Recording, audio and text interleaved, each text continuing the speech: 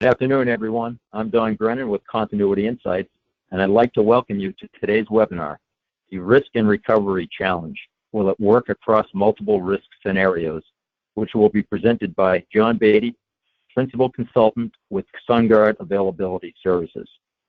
With data and compute capabilities spread across multiple data centers, computer rooms, availability zones, geographic regions, and international borders, few organizations can effectively answer, do we have disaster recovery risk for the systems that support our highest profile products and services?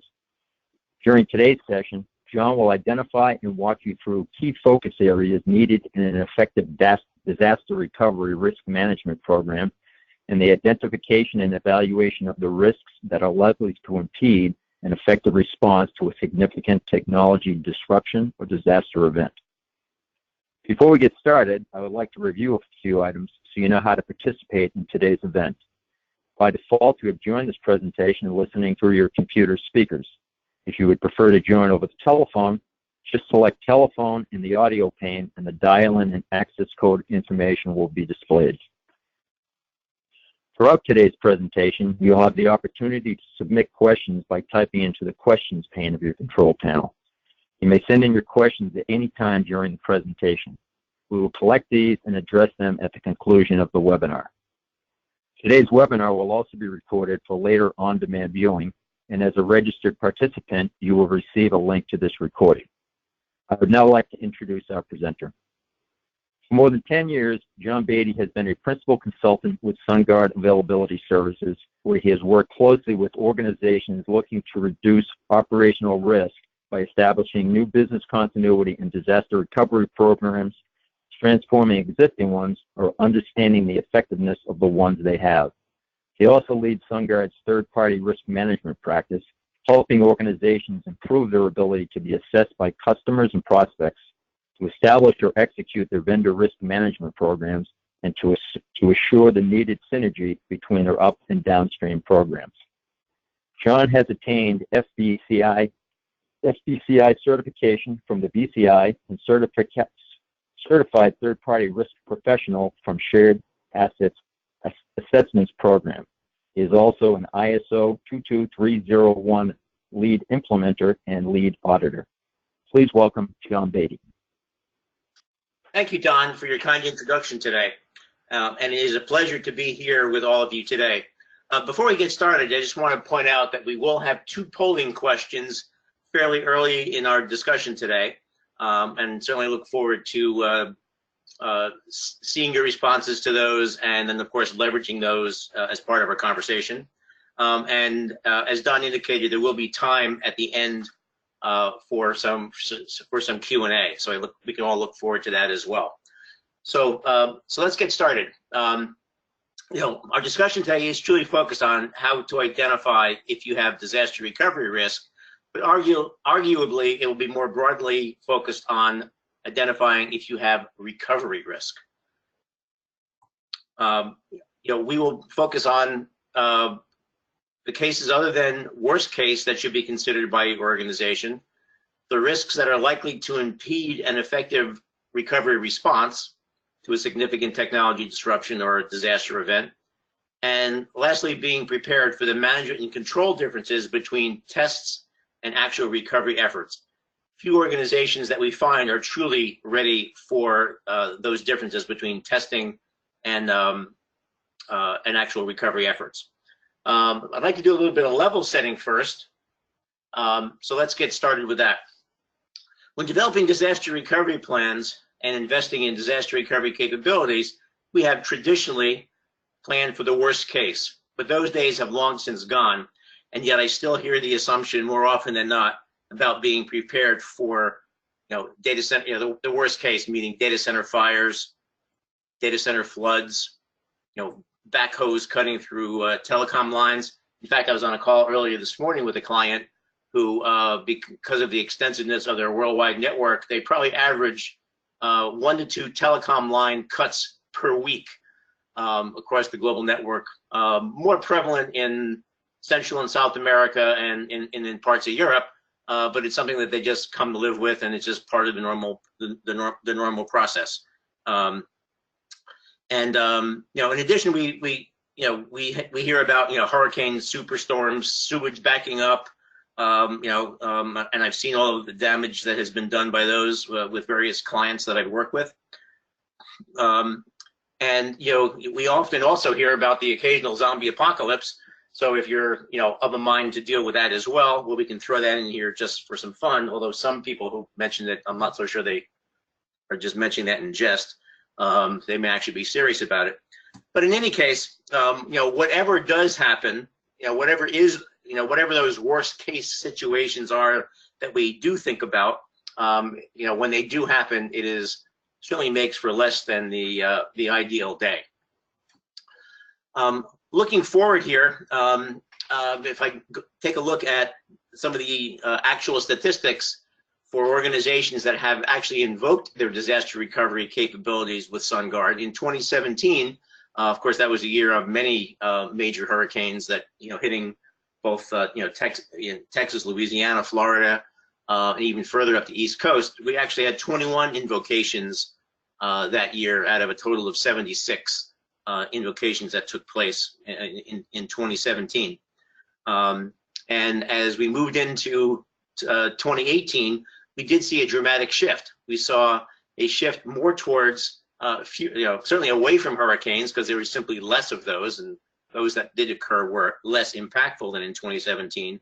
But we have seen a major increase in cyber attacks being the cause of invocations, and we'll certainly be talking more about what it means to be prepared to recover data following a cyber attack, and that's certainly going to be part of our conversation today. And we will be asking a question shortly about whether or not you actually are prepared to address those things. So if we begin to think about the things that are more likely to go wrong, beyond worst case zombie apocalypses to simple floods and fires, what's more likely to go wrong? Rack row damage, a leak coming in from above. I've actually seen this in 2 organizations where a water leak above a data center, because for whatever reason somebody thought it was a wonderful idea to put data centers underneath cafeterias and bathrooms, where I've seen water leaks take out a series of racks. And I've even seen some organizations, just in case that would happen, they actually have tarps ready to go, and so that they can cover racks in the possible event of a water leak from above, whether it be from a roof or from again, water pipes or sewage pipes that are above a data center. We certainly see the exfiltration of data.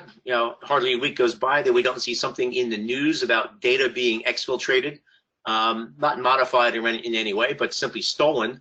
And organizations, in some cases, may tend to take down their network temporarily until they can get control of that kind of a situation. Again, may not be a disaster situation, but it's certainly has the potential to be impactful on an organization.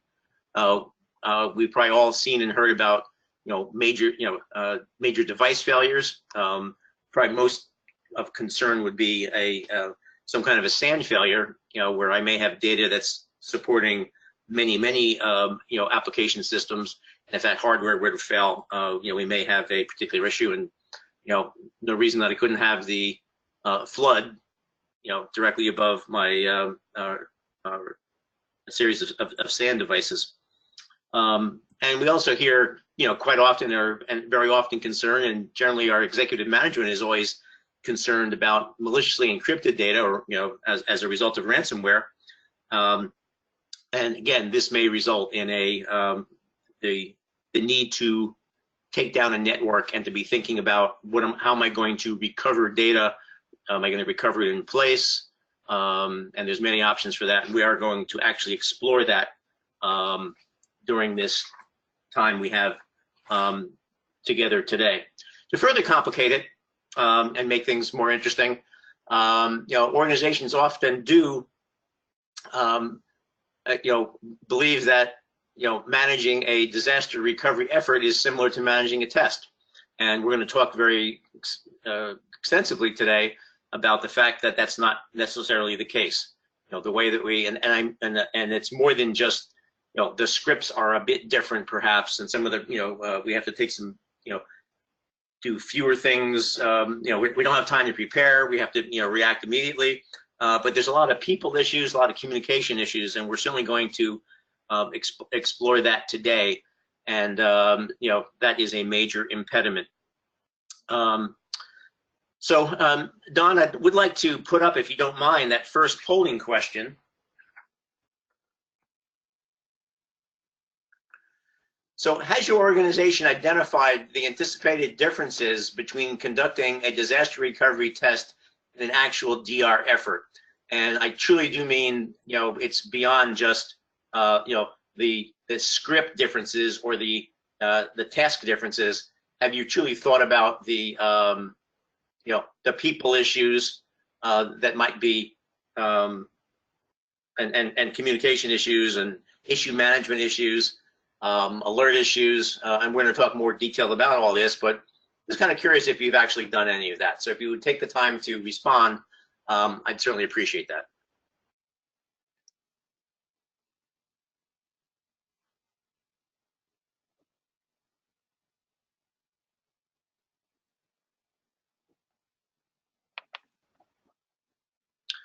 So while we're waiting for those responses to come back, you know, again, I will comment that what we often do find, and I'll probably repeat this again later, is that organizations are very, you know, the majority of organizations that we discuss this issue with are very unprepared to deal with the differences because they haven't taken the time to identify the differences between a, you know, conducting a test and a large-scale actual, you know, exercise. So hopefully we'll see those results back momentarily.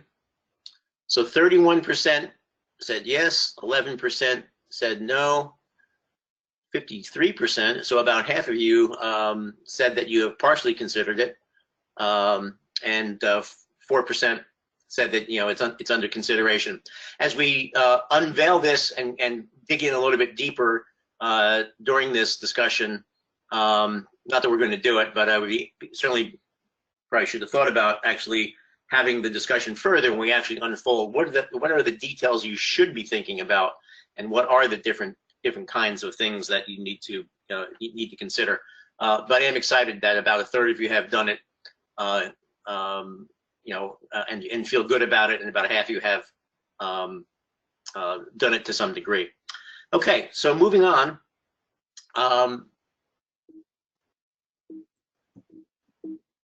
Okay. There we go. You know, and let's compound all this and start talking about the fact that we need to be able to effectively recover in a heterogeneous compute world.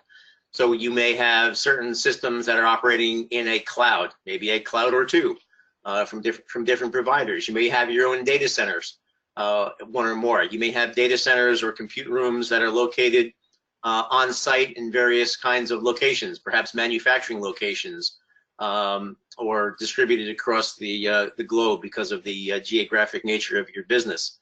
And you may have software as a service, you know, providers. Probably have a whole bunch of those these days. Rarely see where organizations don't have that in place.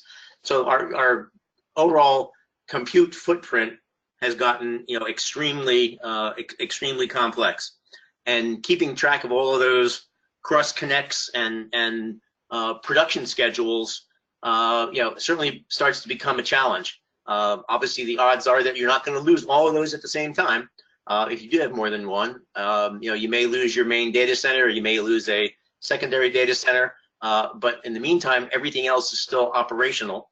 So it's important to begin to think about, you know, how will you keep production running in the other data centers while you you know, affect your recovery. So now you're, you know, part of this conundrum that we have is being able to recover in one environment while maintaining operations in others, and worrying about all of the various cross connects and the implications of losing a data center. and we'll certainly be talking more about that today as well.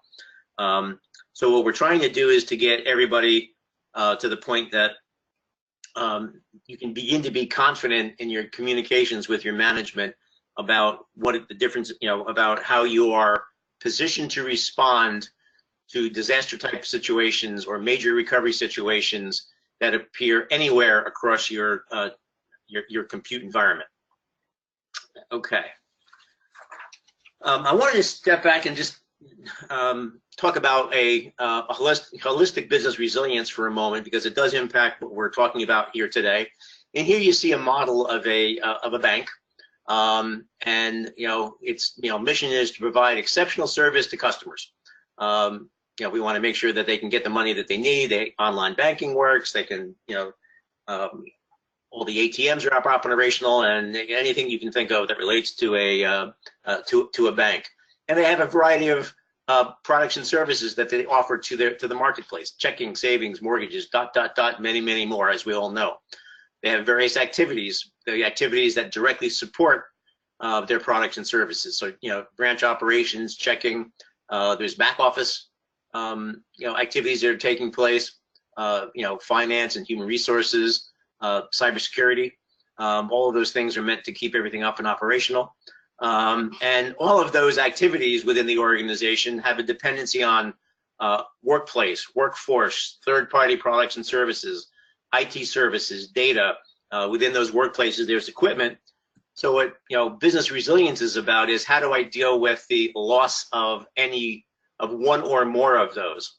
We can certainly think back to those of you who are on the East Coast, or those of you who are down south. When a hurricane takes place, I could have a situation where I may lose workplaces. I may have people who are unavailable to work because they have personal issues dealing with water in the home, or damage from wind. Potentially I could have some IT services down at the same time. So organizations need to be very able to deal with a variety of different kinds of disruptions. Some folks are actually dealing with the disruption itself, getting the workplace back and functional, getting the IT services back up and operational, recovering data, and others are dealing with the outcome of that. What do I do while I'm waiting for the return of my workplace, or the return of my people, or the return of IT? So organizations tend to have a variety of plans, if you will, that deal with the loss of these different kinds of resources. And what we're more focused on here today are the ones that are identified, here in red. I have to have my application infrastructure recovery plans. Can I, my DR plan, my scripts. How am I going to bring back applications if I do have a major disruption at a data center that I manage? And perhaps there's also going to be, in many cases, an overall disaster recovery management plan. That plan that sits on top of all that, that deals with the soft side, the people side, making sure that we understand how we're going to be managing issues and all those things. In order to get my team and disaster recovery resources up and operational, could be any time of the day, any day of the week. I need to have a potentially leverage the crisis communications capabilities, and you see there in the top, so that I can effectively activate the team, alert them, hopefully through a multimodal system, so they can get all of the right resources, all of the right skill sets together quickly in order to address the situation at hand. And we'll talk more about this, but in some instances we're seeing organizations develop what are in a category called compromised data recovery plans. How do I recover specific key elements of data if it is compromised, whether it's could be anything from a SAN failure to a malicious cyber attack that has encrypted or maliciously destroyed data. And we'll certainly talk more about that, but we're seeing a surgence of activity around making sure that organizations are prepared for both business data as well as infrastructure management and control data. On the business side, that's fairly obvious. But on the infrastructure side, just think about how would you recover Active Directory if the bad folks got to it and destroyed the data. And then, of course, no one can do anything without having all those rights and permissions enabled by Active Directory. So we're starting to see Active Directory recovery plans being established by organizations. And again, we'll talk more about that. So that kind of gets us past kind of some of the level set. Now I want to kind of dig down to start talking about our primary discussion topic today, which is how do you know if you have an effective recovery capability? So so the first question I have here is are you fully prepared for the worst case? And so that basically means I have a disaster situation, I have my data center flood, I have some kind of a major incident that took place, and it's very important to understand and to be able to convey to management, is everything formalized? Do I have everything, do I have my plans in place? Do I have my capabilities in place that it's going to, to enable that? Have I put in place what needs to be, in place in order to enable my ability to recover? So do I have those services from a third party? Do I have that additional data center? Do I have, does my contract with a cloud provider give me access to out of region, capabilities? Or the people that need to be utilize the plans and capabilities, have they been trained on what's expected of them? Have they been trained on how to make that transition take place? Have we tested it? Do we feel good about the actual recovery tests that we have done?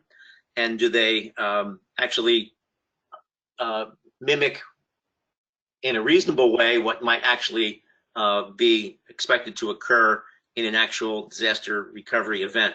And we often see that organizations feel pretty good about that. So you see all those greens there, which is terrific.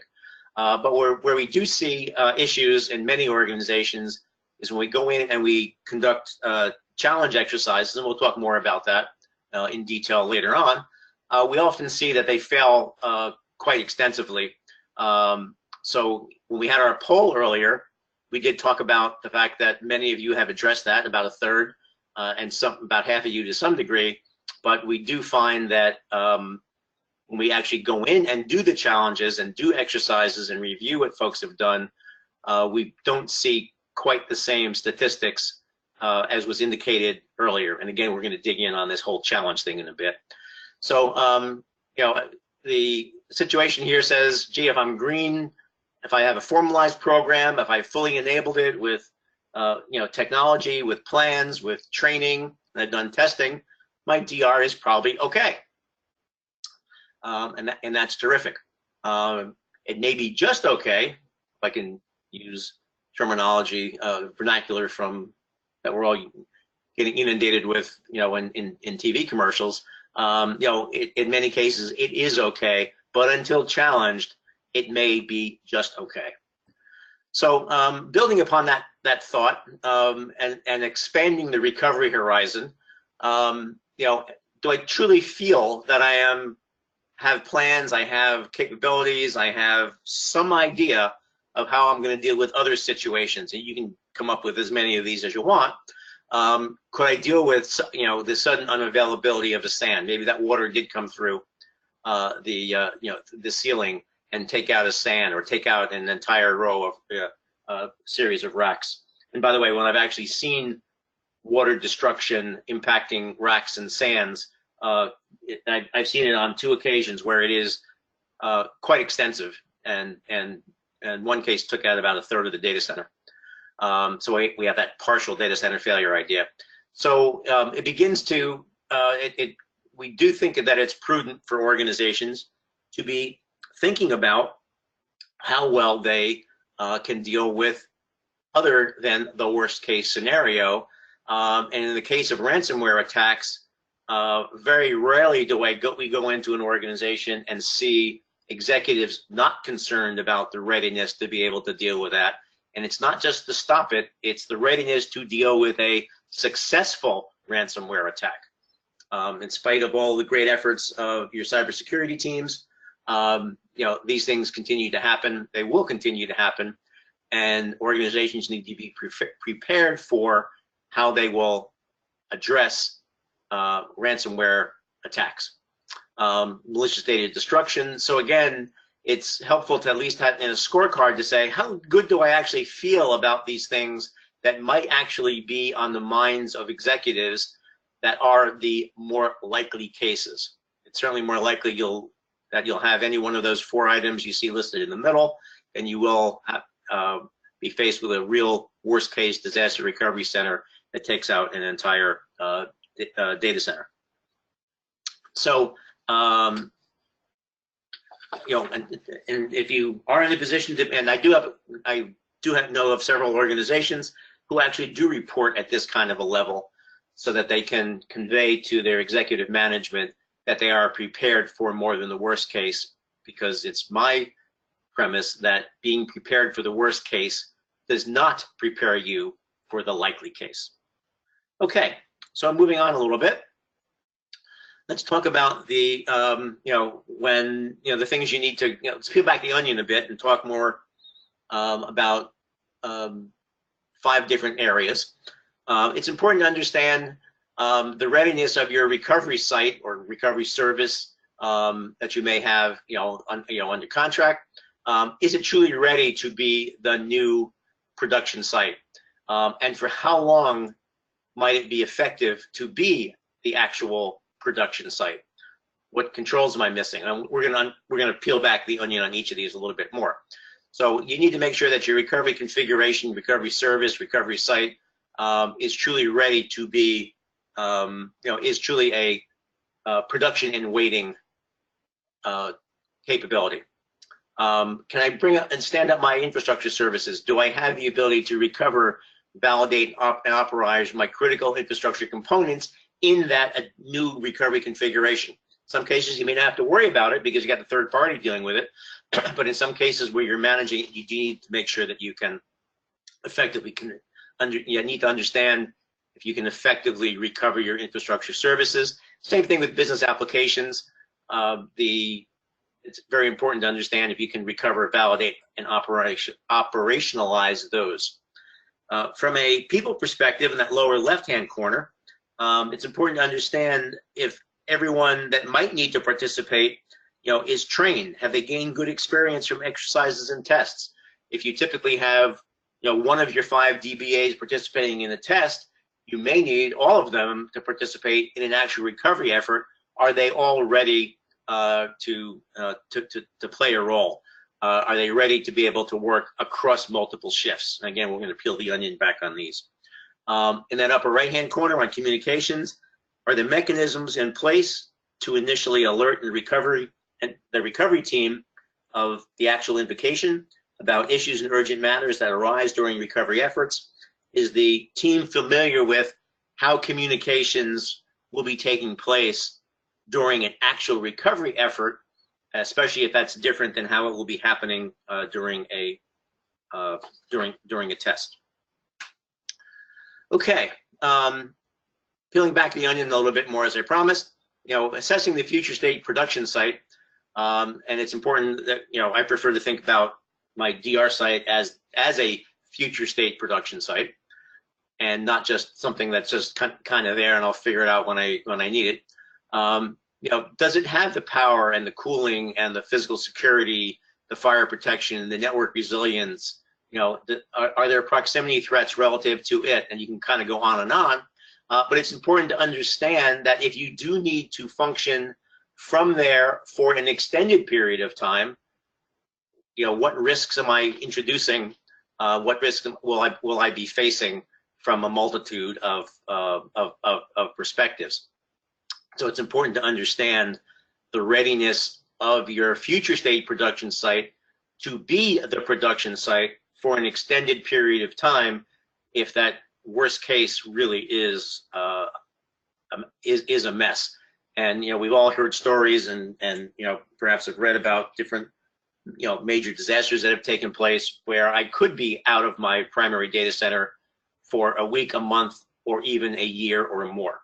So now my DR site becomes my production site, and it needs all of the necessary controls and capabilities and services that will allow it to be functioning in that regard. Okay, all right. From a infrastructure perspective, we need to assess the individual IT infrastructure components. So my my Active Directory, my storage and databases, my core network, are we ready to switch over? Are they ready for prime time? Can I stand those up? Can I in my recovery environment? And of course goes well beyond this list. ... remote access and all my authentications and security controls.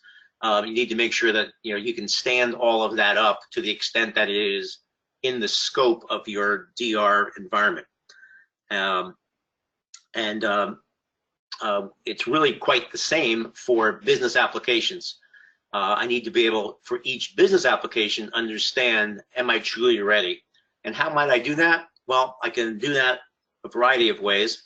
What we typically do when working with organizations is we'll take a look at the different services. So from an infrastructure perspective, as you see here, I have my Active Directory, my DNS. Do I have a recovery risk? How do I know that? What's my overall rating? Do I feel good about my ability to recover Active Directory? And so on down the line. And typically, you see in that right-hand column, you kind of color-code it, usually on a 3-point scale, sometimes on a 5-point scale, never more than that, just to kind of have a sense of how good do I feel about my ability to stand up the different infrastructure components at the time of need. And in many cases, we go a little bit farther, and I can add a whole bunch more columns here. And again, it depends on the organization that we're working with. We may add for a business application, the RTO, the RPO, or even some of the infrastructure services as well. And back to our qualifiers, is my plan to recover those formalized? Is it enabled? Is what I need in place? Is it partially enabled? I expect to have limitations on my on performance.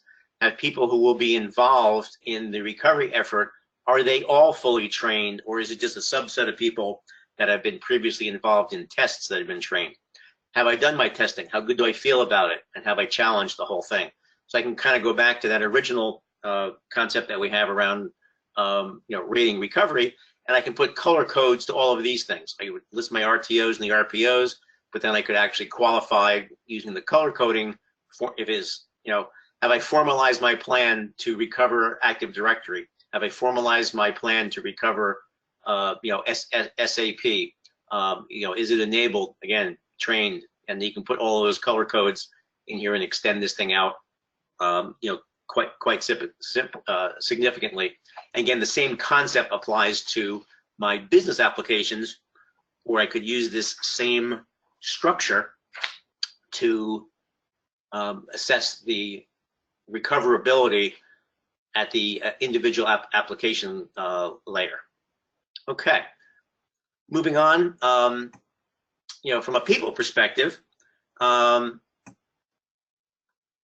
people who have been called, all the people that may be called upon to participate have been trained and are experienced from testing. In many organizations, we see that not everybody that might participate has actually, in a real recovery effort, has actually participated in a test. And it's very important that they all understand, how they might have to support both recovery and remaining production. Production may still be remaining for the majority of the compute environment, and I'm only dealing with recovery relative to a subset.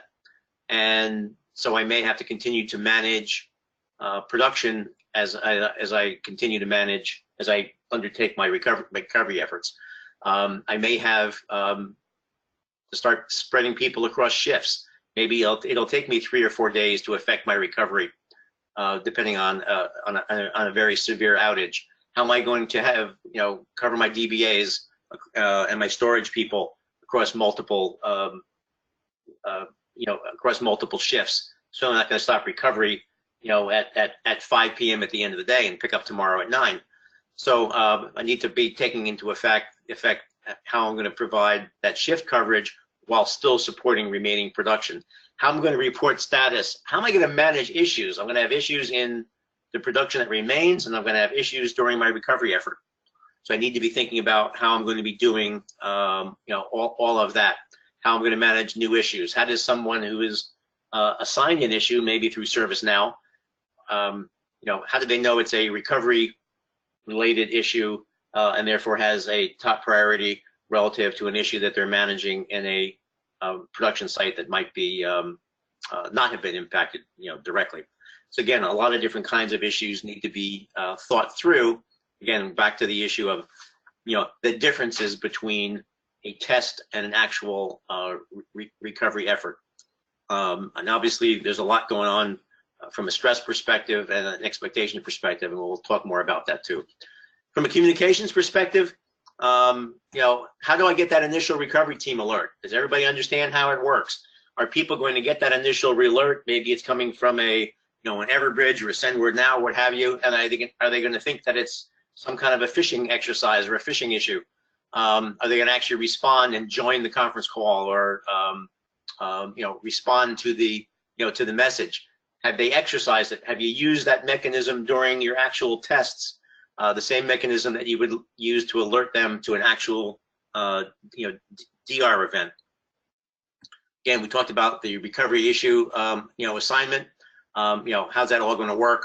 Making sure that people understand how they will be alerted or communicated with on a new issue that's been assigned to them. So if there's a storage issue, how do the storage people know how they will be alerted during the recovery effort? Urgent matters, alerts, and triage are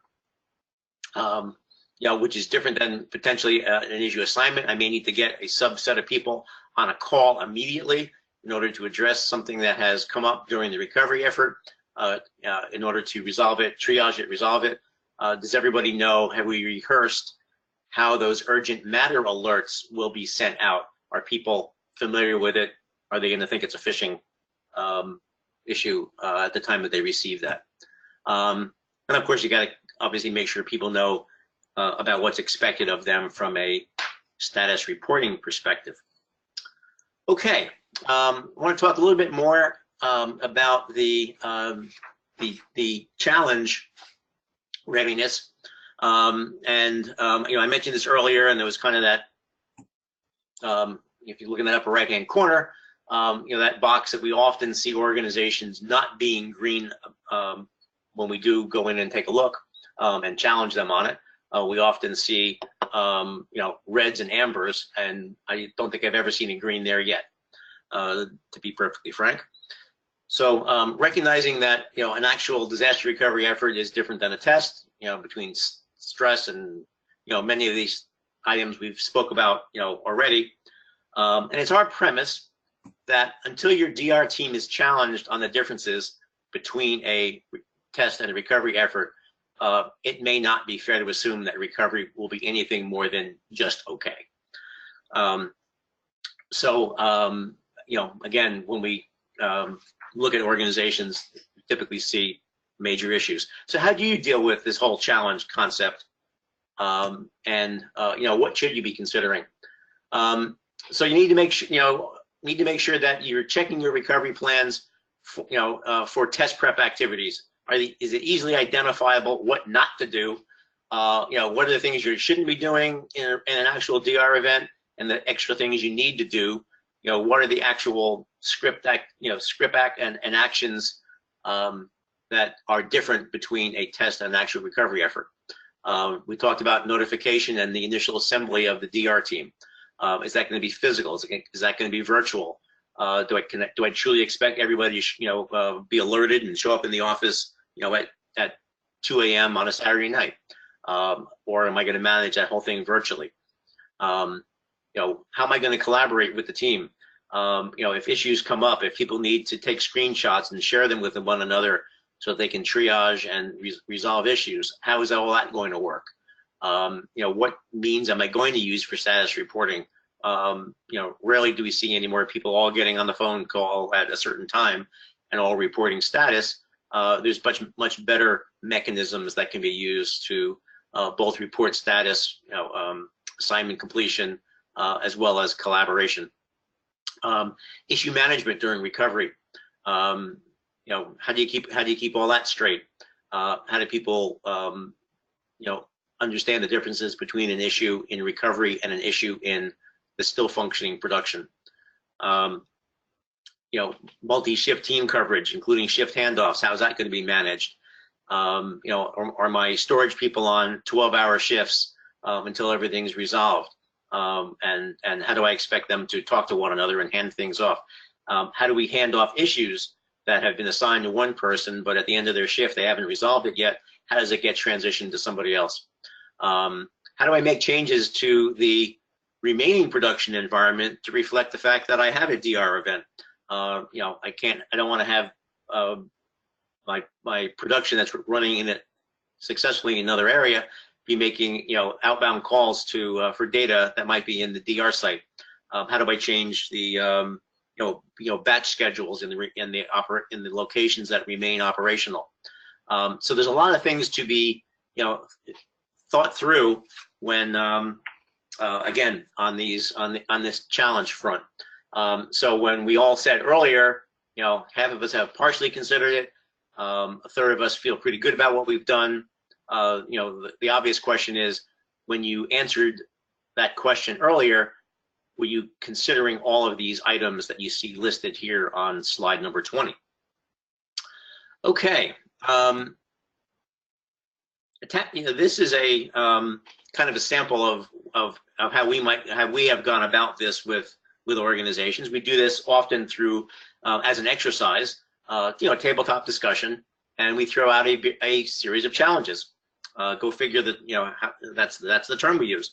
So what's happening? What are the various discussion points? And we ask questions about how well, how an organization might handle this. In total, there's probably about a dozen different challenge areas that we take a look at. This is just a sample of one that's focused on the initial DR team alert. And we have many questions that we would ask.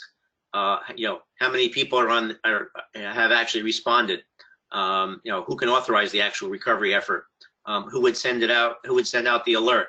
What mechanism would be used to make the alert?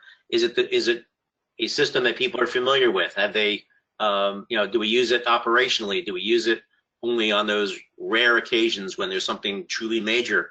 Is it a system that we are only going to be using for an actual DR event, and we don't use it in the normal course of business, therefore people are not familiar with it? So there's a whole series of questions that we do ask simply about the simple question of the initial DR team alert. And are you truly ready to get everybody and get the proper coverage you need? How do you know that you have storage coverage, that somebody from the storage team has responded? And if not, how do you escalate that to the person responsible for the storage team? So again, many questions get asked. This is just a small sample. Then we just like to throw a curveball at it and say, well, gee, now what if this happened? In this case, 25% of the people residing within 20 miles of the data center are unavailable to participate because they have been impacted by the same regional event. Could be a power outage, could be a flood, hurricane, what have you. And then based on that, ask a series of additional questions by factoring in the curveball. Don, if you would, I know I did want to ask question number 2 because that's actually going to be helpful to me. So I don't know if this is a good time for you to bring that up. Okay. So the question here is, has your organization developed plans for recovering individual name databases following a successful malicious cyber attack? So do you know how you might have to recover Active Directory Do you know how you might recover? Let's say you're using SAP or particular applications that are of particular concern. Am I going to recover in place? Am I going to recover only using brand new hardware? Am I going to recover, in place, but after I've done a full bare metal recovery of that particular server? So again, we talked earlier about organizations thinking about being prepared for data loss, compromised data, and we're seeing that a small percentage of organizations overall are actually beginning to think about planning for the recovery of data after a successful cyber attack. So anyone that's on the line who's a cybersecurity person, we're not trying to tread on your area, but in case the bad guys do get through, we want to talk about the our organization's ready to respond to a successful attack. So looking forward to those results, which we'll talk about in our wrap up.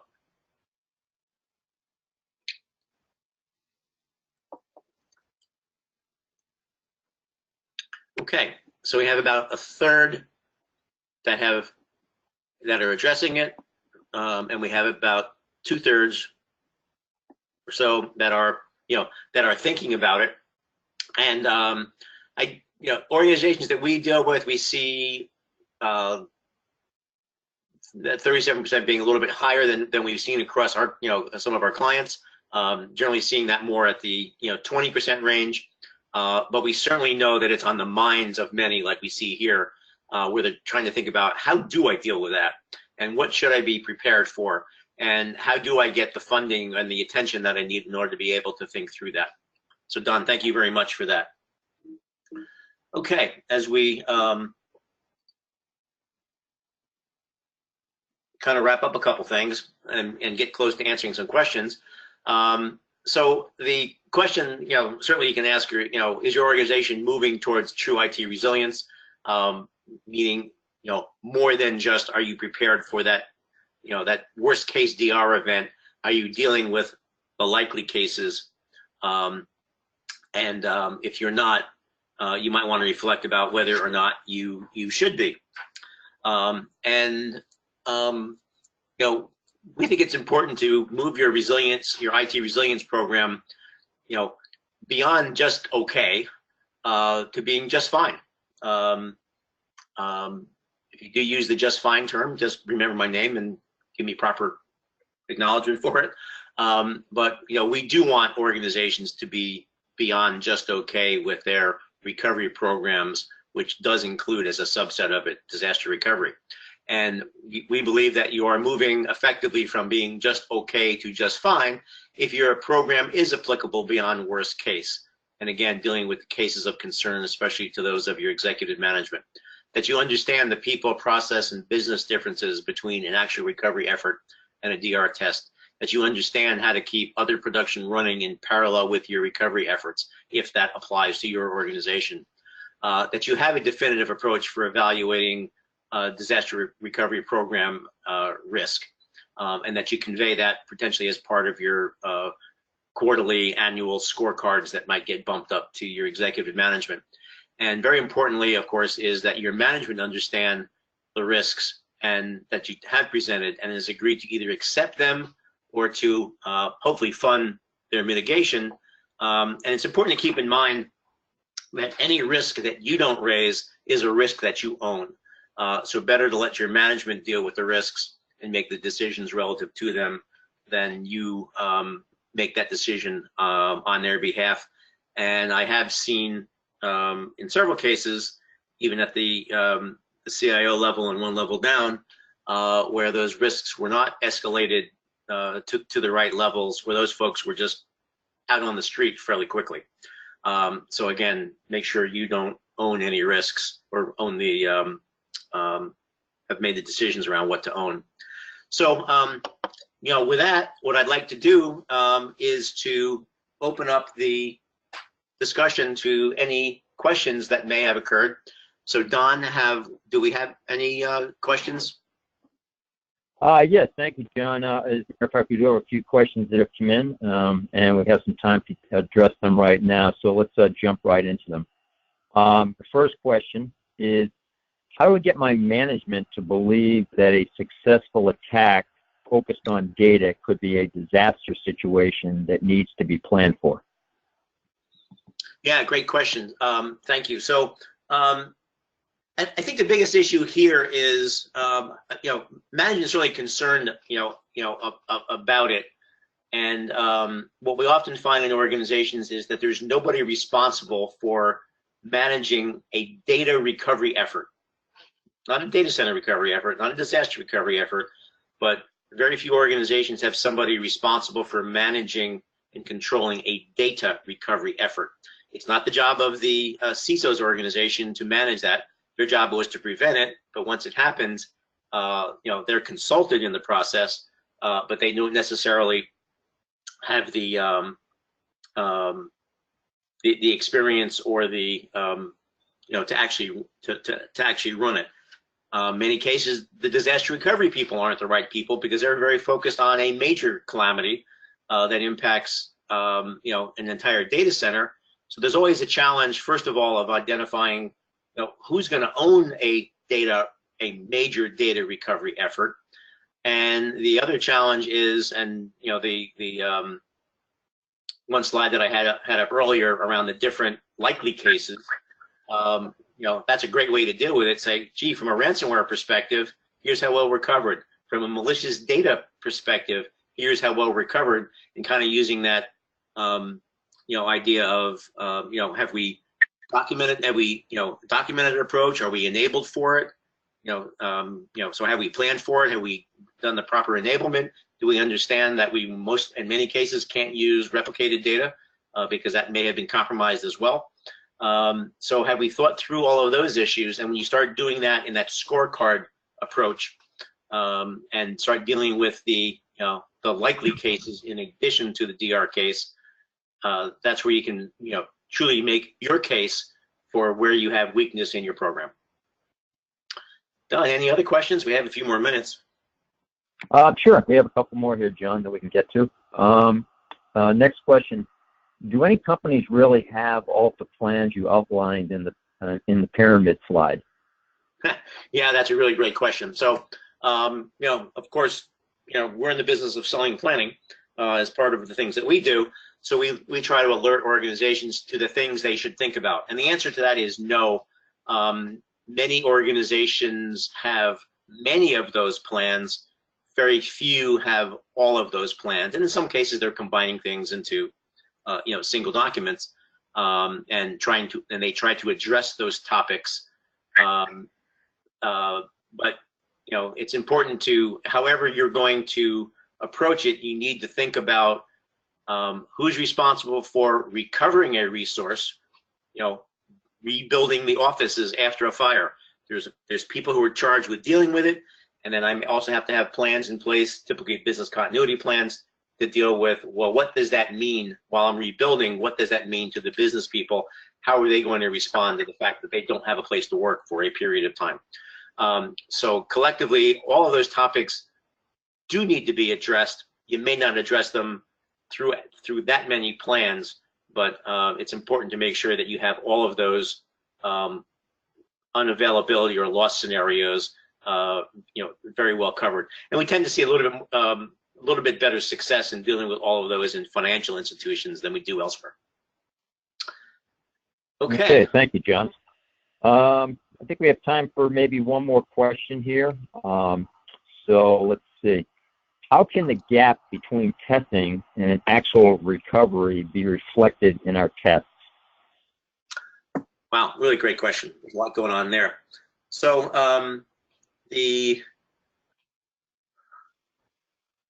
what I would suggest there is that if I'm going to be alerting the team through a Everbridge, SendWord, whatever alert mechanism, multimodal alert mechanism you choose, build that into the actual test. Use it. If I'm going to be collaborating, if I'm going to be using whatever tool set that I'm going to be using for collaboration during an actual recovery, make sure you use it. Know how you might be assigning assign issues through ServiceNow if that's what people are used to. Leverage the capabilities of ServiceNow to manage issues during the actual recovery effort. Beef up your tests to actually reflect how you're going to be behaving. Have make sure that over the course of a year or so or two that all of the DBAs have a chance to participate in a test. Make sure that all of your storage people have a chance to participate. Make sure that you're getting that exposure out there across a wide variety of folks. So leverage those mechanisms that you'll be using during the actual the exercise. If you're going to be using Slack for collaboration, if you don't use it during the normal course of production, but you plan on using it during an actual recovery, make sure that's well used during the during the test. You need to test like you're going to fight, and that's the key element there. So with that, Don, I think what I want to do is just kind of open this up and just let people know if you want to have further discussion on any of the topics we spoke about today, feel free to contact me directly. My contact information is there on the screen. Be happy to chat with you. Send me an email, give me a call on the phone. Certainly not an issue, and I do look forward to chatting with hopefully some of you. And good luck on your road to risk-adverse IT. Okay. Thank you, John.